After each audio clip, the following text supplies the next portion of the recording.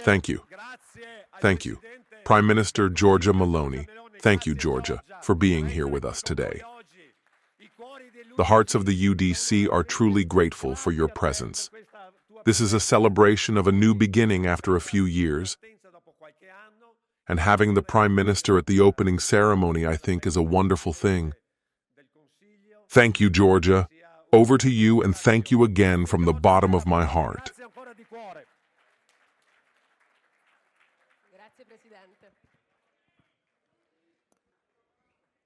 Thank you, Mr. President. Thank you. So, good morning, everyone. Thanks, of course, to Antonio, to whom I wish once again my best wishes for this adventure. And thanks, of course, to Lorenzo for this invitation.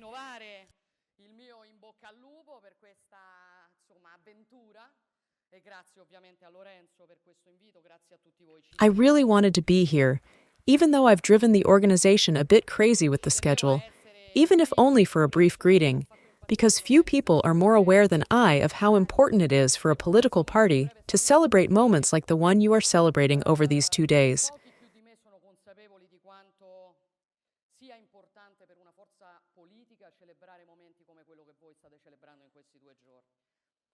A national holiday, a Congress, a programmatic assembly. These are not, let's say, rites of the past. No, a kind of anti-chalia to be thrown away in an age dominated by virtual reality. Rather, they are an asset to be protected with dedication. They are the occasions that make a party real, that make it truly belong to the citizens, that allow for development, making it profound, capable of questioning itself enough to be able to respond to complex problems.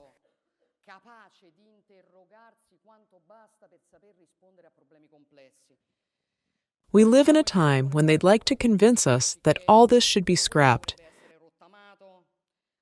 that ultimately it's pointless, that participation and the democratic life of a party can be exhausted, can be replaced with a simpler online vote, with a live stream.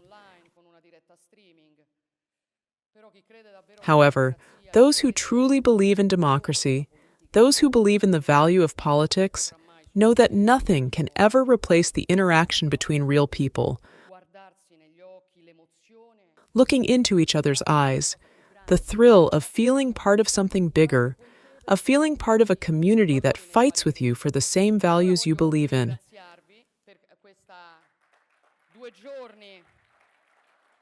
So I want to thank you for these 2 days that continue to demonstrate that political parties are real, and I obviously wanted to be here also to thank the UDC for the serious, proactive work it carries out every day, in Parliament and beyond, in the local communities, throughout the country, in support of the government's actions, and to implement the center-right program that the majority of citizens endorsed. With their votes on September 25th, 3 years ago, because ultimately, we care nothing more than doing what Italians have asked us to do, tackling problems even when those problems are complex, being able to stand up to complex problems, trying to solve them even at the risk of failure, not turning a blind eye, not pretending those problems don't exist, as has long been done in this nation. We want to complete the reforms Italy has always awaited, dismantling those vested interests that prevent our best energies from unleashing their full potential, building a medium to long-term vision of development and growth, and restoring Italy to its rightful place on the international stage. We want to demonstrate that politics can be authoritative, credible, capable of dedication, capable of sacrifice, and conducted with love for what one believes in, for one's nation, for one's people. I want to say this at a time when hatred and political violence are dramatically returning, bringing tension to many. I come from a political community that has often been accused unfairly of spreading hatred, accused, lo and behold, by the same people who today remain silent, downplay, or even justify or celebrate the premeditated, intentional, cold-blooded murder of a 31-year-old man who was guilty of courageously defending his ideas.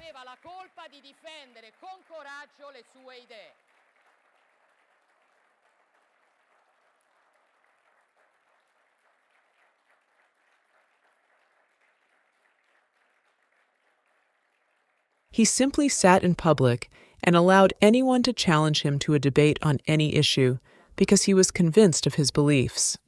He did it with a smile on his face.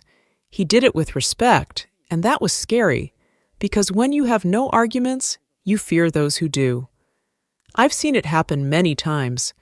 Those who have no arguments are left with only the weapon of criminalization, the weapon of insult, the weapon of the opponent's unpresentability, the weapon of violence that always begins as verbal abuse, but sometimes turns into physical violence. I say this also because in recent days, I've read many inhuman comments on Charlie Kirk's death, and I've read some other appalling ones. One of these is by Piergiorgio Odifreddi, a left-wing intellectual who said that shooting Martin Luther King and shooting a MAGA representative are not the same thing. Now I'd like to ask this illustrious professor what exactly he means. Does he mean that there are people who are legitimately shot based on their ideas, or who are less serious about always shooting because we don't share their ideas, or who are understandably tempted to shoot based on their ideas? Does this mean we should envision lesser penalties for those who shoot a right-wing figure, perhaps considering the fact that his ideas are unpresentable as a mitigating factor? I believe the time has come to hold the Italian left accountable for this constant downplaying, or even this constant justification of the criminalization and violence against those who don't think like them, because the climate here in Italy too is becoming unsustainable, and it's time to denounce it, and it's time to clearly state that these theses are unpresentable, dangerous, irresponsible, and antithetical to any embryonic democracy. As far as we're concerned, we continue to believe this. I quoted him a few weeks ago, as did Jean Guitton, a great Catholic thinker who said that a trillion ideas aren't worth a single person, and that we must live and die for people. We care about people's lives.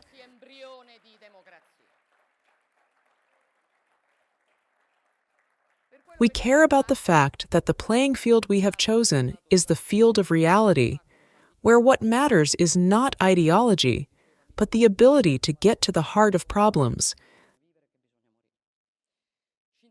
the ability to address those problems, the ability to solve those problems.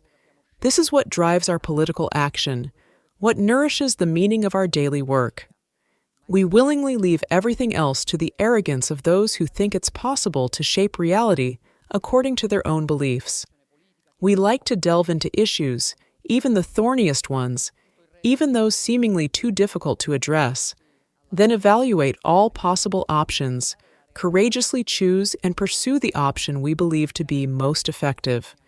In what we do, we bring that concreteness, that humanity, that attention to citizens' needs that Italians have recognized for over 30 years in the center-right and in all its political forces. Political forces that are different from each other, each with its own history, each proud of its own history, its own identity, its own cultural heritage. But they know how to stay together, that stand up to the adversary, not out of a lust for power, that stay together because they share the same fundamental worldview. We are together, I have said many times by choice, because we pursue the same goals, we defend the same values, we fight for the same idea of Italy, and our differences make us stronger because our identities are compatible, because among us it is easy to find a synthesis in this composite yet united identity. A significant part is tied to the ideas that have developed within the conservative and Christian liberal tradition, ideas we continue to carry forward, clearly always adapting them to the changing context. This is why, I confess, Some comments I read the day after my speech at the Rimini meeting made me smile a little. Some said I'd become a Christian Democrat 2.0, then who knows, but why not 3.0, 4.0? Some said I was hunting Catholics to favor, so don't worry, I don't want to hunt you. The birth of a clerical Melonism, I'm having a blast. Some accuse me of seeking Catholic support because the Italian right needs religious legitimacy and so on. Now, I reassure everyone, I'm not chasing anyone away. I'm not seeking religious legitimacy. I clearly hope our Lord will lend us a hand, but that's a whole other topic. Ultimately, I don't want to chase anyone away. I'm still the same person. I'm still myself. Also because I've never had any respect for shape-shifting politicians who chase contingencies. What I said at the meeting reflects what I've always believed in, reflects what the entire center-right has always believed in, the defense of Italy's national interest, Italy's role on the European and global level, the dignity of work, the defense of the productive fabric, the centrality of the family and birth rate, attention to school and education, respect for the law. These are part of my DNA. They're part of your DNA. They've always been part of the center-right's DNA. We've always been the same. We've always said the same things. And maybe a year ago, 5 years ago, 10 years ago, we weren't talking about defending the family. We weren't talking about the need to encourage the birth rate. We weren't talking about demographic decline. We weren't talking about the need for Italy to regain awareness of its role in the world. We were saying exactly the same things. We were saying it now. We're saying it today. If there's a difference between us, it's something else entirely. When we came to government, we also began to do so after having said it for a few years. That is, we remained consistent with the commitments we had made to the Italians, and the numbers in hand seem to show that the Italians see it. They see that we're giving it our all, that we're not holding back, that the agenda we're pursuing isn't a personal agenda, but a national one. We're calling this nation. We're working to give it back the future of well-being, prosperity, and authority it deserves. Our challenge from the beginning has been to reverse the decline to which Italy seemed inexorably destined, and I'd say it can be done. It takes a lot of work, a lot of dedication, a lot of sacrifices, but it can be done. Italy has returned to being a leading player internationally. It presents itself as politically stable, clear in its positioning, courageous in its choices, solid economically and financially. You've read the latest data, the macroeconomic data say it, GDP growth says it, the employment figures say it, over 1 million jobs created in 1,000 days, the renewed confidence of investors and markets says it. They said that with the center-right in government, particularly with Meloni, Prime Minister, Italy would default, and things turned out slightly differently because the truth is that the left hasn't gotten a prediction right in decades. Today, we are effectively the anchor of stability in Europe, and we are clearly proud of it. But these results are no longer with us. These results are the fruit of choices we made. We have stopped throwing citizens' money out the window. Despite the debts left to us by our predecessors, we have not raised taxes, but have lowered them. We intend to continue in this direction, as you know, now focusing on the middle class in the next budget law. We have protected workers' purchasing power by structurally reducing the tax wedge, incentivizing businesses to hire. We have allocated record amounts for healthcare. We have prioritized family care and attention to the birth rate. In 2024, we have ensured net benefits for families amounting to over 16 billion euros, increasing the number of months of paid parental leave to 80%, and effectively making nursery school free for the second child for families earning up to 40,000 euros. Clearly, these are results we have achieved thanks in part to your contribution and also thanks to your proposals. I think what happened in the South is also relevant, because the truth is that we believed in the South's leading role. To those who said that the South had to resign itself to living on subsidies and welfare, we responded with infrastructure, with jobs, with merit, with serious measures such as the single ZAS for the South. The data released yesterday by Istat Unemployment, which shows the highest employment rate in the South since 2004, that is, in the last 20 years, demonstrate how proud the South can be. We have put security back at the center. We have defended our men and women in uniform with more dignified salaries and greater resources. We will continue to resolutely combat mass illegal immigration, despite those who would at all costs prevent us from defending the safety of our citizens and fighting the maritime mafia. Above all, we are committed to giving this nation a more modern architecture, a stable political system that guarantees the right of citizens to decide who governs them.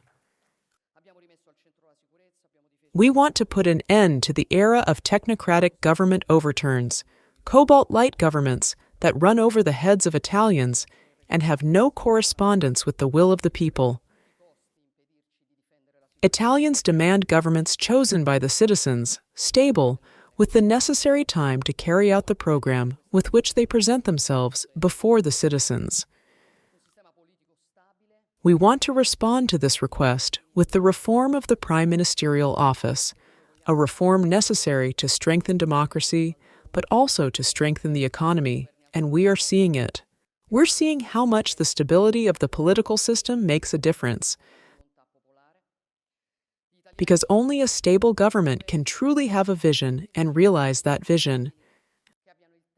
When governments have a horizon that lasts a year and a half at most, it's normal for them to try to spend all the money possible to scrape together a quick, easy sum, but this doesn't produce a strategy. However, when governments have time, that strategy can be implemented. And obviously, we intend to move forward with this reform, just as we intend to move forward with the justice reform. We will move forward on the separation of careers and the reform of the CSM, because we want to break the system of factions that has humiliated the judiciary and make justice more efficient and fairer for citizens. And clearly, there is still much to be done in the 2 years remaining until the end of the legislative session on business competitiveness, on cutting red tape, on merit, on energy costs, on security, on housing. Clearly, we will do it together, overcoming obstacles and leaving behind those who would pin this nation to its perennial problems. We will do this together, and I conclude because our political communities have a long history behind them. They come from different backgrounds, but we have always shared a passion for politics and service to the common good. Today, we share the awareness that we are living through an extraordinary period of government that can restore citizens' hope and trust in institutions, and that can restore Italy's credibility. This is clearly an opportunity we do not intend to waste, and we will not be distracted. We will continue to keep our sights high, thinking big, to build a stronger, more competitive Italy, finally aware of its role in the world. Thank you and good night.